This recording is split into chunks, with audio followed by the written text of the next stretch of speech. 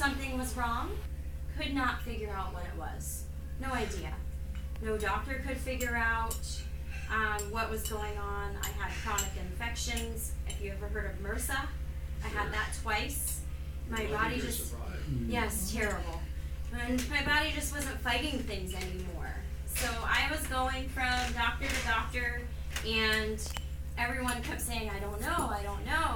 They treated me for anxiety. They gave me nasal surgery and said I had a deviated septum and all kinds of things. And it wasn't their fault because they're human. It's really just, we didn't know, and that's okay. So in December of 2008, I had a genetic test done at Moffitt, and how I got to that is I met a primary care physician, and bear with me, I don't have a thyroid, and I lost my memory when I lost my thyroid. It's really weird, so sometimes I might stop and go, so bear with that. So a primary care physician who was incredible, and she helped me look at my family history a little bit. And I'll never forget her saying, what's this thing on your dad's side of the family? What is this thing I see? And I didn't know much about it. My dad had passed away, and I wasn't familiar with it. And she did some research, and she said, you need a genetic test. So I went to Moffitt in Tampa, and they did a genetic test, and in between that, I had to go to Houston, Texas for work. And I'll never forget the phone call that I got. They called me from Moffitt and said, we have your results, and we can't give them to you over the phone. And I looked at my other half, and he said, we know it's not good, because otherwise they would just say, you're all clear. So what happened is I had those results faxed over to MD Anderson in Houston, Texas, one of the best cancer centers in the whole world, MD Anderson. Absolutely incredible place. They did give them to me over the phone, and I was diagnosed with something called multiple endocrine neoplasia type 2A. For short, we call that MEN2A. Much easier than those words. It involves the RET proto-oncogene, which is a mutation in a gene. One of my genes doesn't work right. I got lucky. I was just born with this disorder. It affects about 1 in 35,000 people. And I'm at risk for something called Hirschsprung's disease. So I have something wrong with the nerve endings in my tummy. At risk for hyperparathyroidism. So my blood calcium level can spike really high and make me really sick. Pheochromocytomas are tumors of the adrenal glands. I don't have those yet. I will probably have them at some point in my life. They monitor me for them yearly. And last is probably the hardest part to swallow. I have something called medullary thyroid cancer. Incredibly rare. There is no cure. So I was born with cancer that can't be cured. So I am a person who is walking around with cancer. And people look at me and they see my full head of hair, and I run distance, I'm pretty healthy, and they just can't believe it. So if you take one thing away from that, I would say not all people who have cancer look like what you see on TV. A lot of us look just like this. It was really hard to swallow that. It was really hard to take all of that in. So MD Anderson, I had an amazing team of doctors. Absolutely incredible. I have never loved doctors more until I met them. So incredible. And that's just a little picture of my pathology report. On February 16th, 2009, you don't forget those dates. They actually did the biopsy, and I will never forget that person who did the biopsy came in an hour later and said, we know what it is. It's medullary thyroid cancer, and right now there's no cure. And the best thing we can do is give you surgery and hope we can clean it all out. The problem was that my boyfriend thought this was like the best moment to take a selfie right before I went into surgery, and I was so mad. But I look back and I'm so glad he took that picture because it shows me how far I've come. So surgery, they tried to clean it all out, but what they discovered is that it had metastasized. It was in my neck lymph nodes, and from there it goes to the lung, the liver, and the bones. I am at a point now where we don't really know where it is. We think it's in my liver. We measure my tumor markers on a regular basis. It's there. It's definitely not going away. And what happened with me after that is I had a really big realization. I had to learn how to get back into life. How do you live with cancer and go forward? How do you go to work? So I was taking these things to work so I could get my scans done that day. You know, you fast, you drink the stuff so they can do the CAT scan. And I was really struggling with trying to find normal.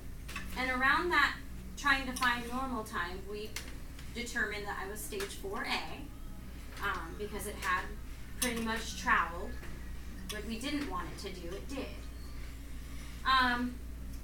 It is genetic, so my family lives with this. What we've been able to do since me, I try to look at the positive side of it. My younger cousins were able to be tested, have their thyroid removed before the cancer started, and they will never have cancer. So if I can take anything away from having to live with this, is that baby in my cousin's arms does not ever have to have cancer. And I get very emotional when I talk about that because these are babies and they do not have to have this part of the disease. My boyfriend lives with this, my mom lives with this. It's a household disease. They have to live with it too. So I just like to tell people it's not just me. I went through a really, really rough time where, and I'm just going to be honest, I didn't want to live anymore. I got to a point where I thought, I'm going to die of cancer. What's the point? And it was hard. It was probably the most difficult mental thing I've ever experienced in my whole life. And I hope I never have to be there again. These are people with medullary who passed away, heavily involved in the medullary thyroid cancer community, very determined to find my cure. Liz was a good friend of mine. She was 27 when she passed away. She was a mom, so this disease does, it kills people, and that's not okay. Rob left behind his 2 babies, and it was really hard to lose him. It was really hard. I got to know people with medullary over time. I call them my second family. It's really hard to watch people die of the same thing that you had. That's the sad part. And I'm not a sad person, but I do like to tell people that this is the reality and this is what happens to people like me all the time. I had to find a way out of this bad mental place that I was in, for my mom, for myself. So I picked up running. I'll never forget. They told me not to leave the bed after surgery, and I did. I went running. Got in a lot of trouble for that. But I trained for my first 5K. My first one was a Live Strong 5K in Austin, Texas. And they really taught me about wellness with cancer and learning how to be well throughout this process. I did it. I ran it for my medullary family. We call ourselves Medis. We're like so tired of that medullary word. We're like, we're Medis. So we were really happy when I was able to do that because it took me out of that place. And from there, I set new goals. I just started saying, what else can I do? What can I do next? And I have now done 3 marathons. I did 1 ultra marathon, and I did a relay race across Florida.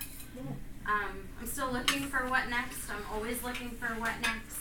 I love running. It takes the bad part of my mental self away. It gives me something different to focus on. It keeps me healthy. I love it. So now I'm back at Moffitt. They have since acquired an expert who is able to treat me. I've had 7 years of stable disease. I'm not cured. There's no treatment for me at this moment. It just happens to be staying still. Thank goodness. Mm-hmm. I do not want to get to that point, and I am trying my best not to. I'm also very heavily involved in the cancer community. I do a lot with the American Cancer Society. When I had to travel back and forth to Houston, they used donated frequent flyer miles to make sure I could get there because the medical expenses got so high. They really helped me. The middle picture, the woman I'm with, that's Dr. Who. She's my doctor from MD Anderson. I go to a lot of conferences to meet the scientists and the doctors who are working on my disease. Being educated on my disease and what's going on with it really helps me help myself, because if you know what's going on, you're going to know what your next step is. Dr. Herbert Chen is also a scientist and a doctor working on my disease. I have blogged for an organization called Mass Kickers. They help young adults like me who have or have had cancer kind of get back in their groove. I'm on the board for an organization for people with neuroendocrine disorders like mine. We helped establish that organization, and it's up and running, and we help a lot of people. Very involved. But the one thing I've learned the most is that I'm my own best advocate. Will my mom advocate for me? Yes. Will other people help me? Yes. But no one's going to help me like I'm going to help myself. And that's why I got involved with ACS CAN, which is the legislative arm of the American Cancer Society. And here's why. And I'll just tell you real quick about it. It's nonprofit, it's nonpartisan, it has nothing to do with political parties, anything. It has to do with bettering the lives of cancer patients. It is the leading cancer advocacy organization in the United States. And we work every day to make sure that cancer is a national priority. 500,000 Americans die of cancer every year. And that's something that they should be working on. They should be held accountable for that. And here's why. Do you know who the largest funder of research is in the United States? Cancer research. The federal government. If you've ever heard of the National Institute of Health, they are running all the trials for my disease. They're completely funded by the federal government, always have been. Without them, we don't have chemotherapy, we don't have immunotherapies. That's how we get those things. So they're the largest funders. If you remember when we had the sequestration, and the government basically shut down, people with my disease were turned away from treatment. There was no treatment. It was only there for about a week that happened. However, these were people who